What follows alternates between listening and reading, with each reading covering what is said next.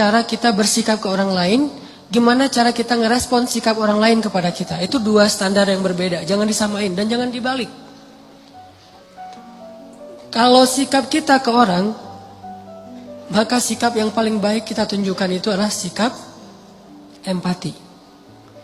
Dalam bahasa Arab itu disebut dengan ra'fah. Apa itu ra'fah? Pengertian.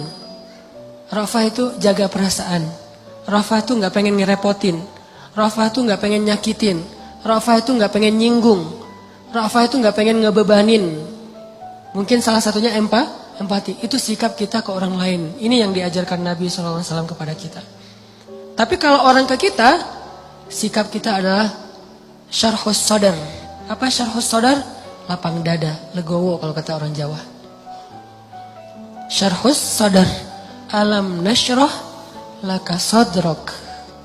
Kalau kita ke orang, ra'fah, jaga perasaan dia.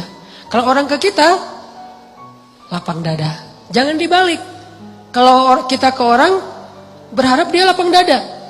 Kalau dia ke kita, berharap dia empati. Ini egois nih. Ra'fah dong, jangan. Kalau orang ke kita, jangan minta dia supaya ra'fah, tapi minta supaya kita bisa berlapang dada terhadap kekurangan dia. Kan enak nih.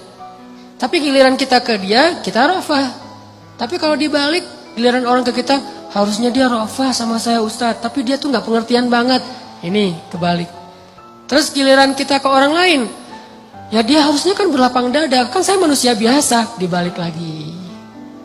Sikap ini yang selama ini ketuker. Jadilah banyak chaos. Kita dengan pasangan, kita dengan teman kos-kosan, dengan teman kuliah, dengan dosen, dengan murid, dengan orang tua bahkan. Orang tua meminta anaknya supaya ra'fah kepada dia, dan dia berharap anaknya juga lapang dada terhadap dirinya. Ini nih, anak juga kayak gitu ke orang tua, gak bisa. Makanya empati itu saya berharap gak bisa utuh kalau kita hanya bahas empati. Takutnya nanti kita berharap orang lain yang empati ke kita. Gak gitu, kita yang empati ke orang lain.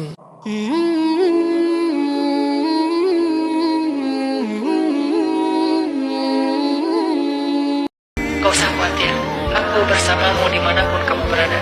Wa huwa ma'akum aina ma kuntum ma wadda'aka rabbuka wa ma qala. Manusia mungkin bisa ninggalin kamu, tapi aku enggak. Manusia mungkin bisa benci sama kamu, tapi aku enggak. Manusia mungkin bisa ilfil sama kamu, tapi aku enggak. Manusia mungkin bisa dendam sama kamu, tapi aku enggak. Manusia mungkin bisa mengecewakan kamu, tapi aku enggak, wahai hambaku. Jadi Allah lagi memperkenalkan, itulah manusia. Kalau Allah enggak kayak gitu. Ada yang posting di sosmed lagi ngaji, kita ria nih, ini menjudge isi hati orang. Gimana kita tahu dia ria? Bisa aja sebaliknya, dia lagi syiar. Dia berharap dengan dia posting ngajinya bagus, orang lain jadi semangat untuk belajar membaca Al-Quran. Dan dia pengen dapat pahala dari man sanna sunnatan hasanah. Siapa yang mencontohkan satu contoh yang baik. Kita yang menghakimi isi hatinya dengan kata-kata ria, malah nambah-nambah dosa. Atau mentransfer pahala kita buat dia, kan rugi nih. Nah kalau ke Allah, Allah maha tahu. Wa asirru qawlakum aw ijharu bih innahu alimun bidzatis sudur. Allah tahu banget lah isi hati kalian. Kalimat alam yajidka yatiman fa'awa itu adalah kalimat pembuktian. Seolah-olah Allah ngomong ke kita tuh gini, kamu gak ingat dulu ketika kamu pernah gini, siapa yang nolong kamu? Emangnya kamu gak ingat dulu ketika kamu pernah terpuruk, siapa yang buat kamu bisa survive? Ketika kamu hampir celaka, siapa yang menyelamatkan kamu? Ketika kamu gini, siapa yang menolong kamu, dan seterusnya. Allah pengen ngingetin kita.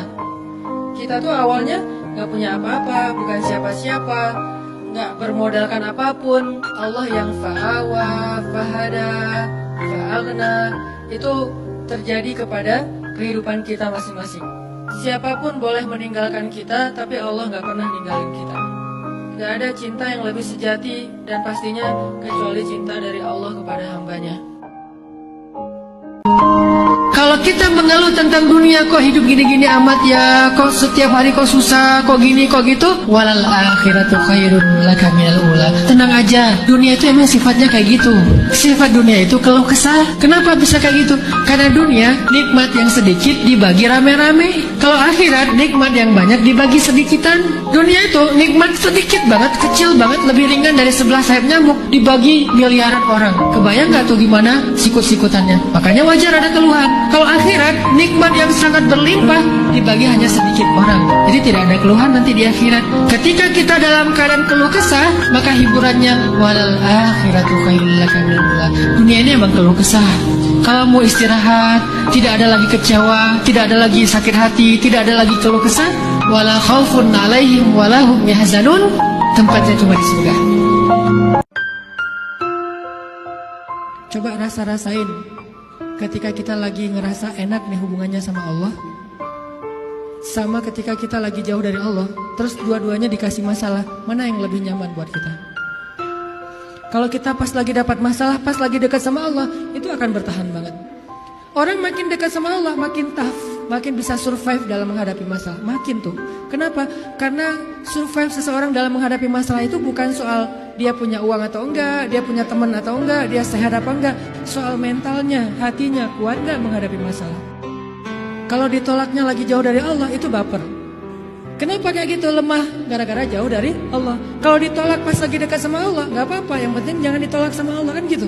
Ditolak, ya Allah, pasti engkau mau ganti yang lebih keren ya. Husnuzon kan, aku tergantung prasangka hambaku. Ya udah bertahan.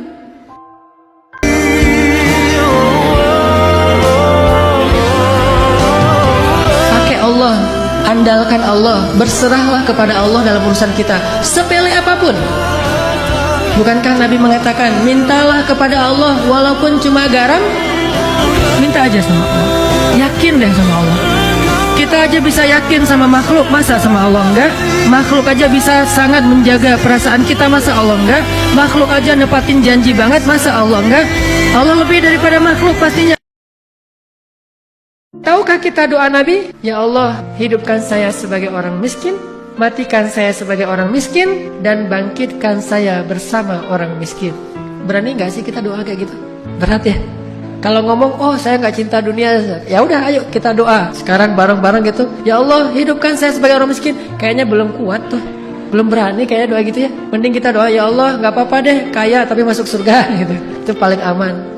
Kalau Nabi saking gak ada nilainya dunia bagi beliau, sampai memilih, ya Allah hidupkan saya sebagai orang miskin, dan gak pernah mengeluh dengan kemiskinan. Matikan saya sebagai orang miskin, dan tidak masalah dengan itu. Khadijah pun walaupun hidupnya sebagai orang kaya, meninggalnya dalam keadaan fakir bahkan, gak punya warisan apa-apa. Dan bangkitkan saya bersama orang miskin, karena orang miskin masuk surga 500 tahun lebih dulu daripada orang kaya. Tapi kalau orang kaya yang dermawan masuk surga, surganya jauh lebih tinggi daripada orang miskin. Ini kan pilihan ya. Ini sama-sama punya keistimewaan.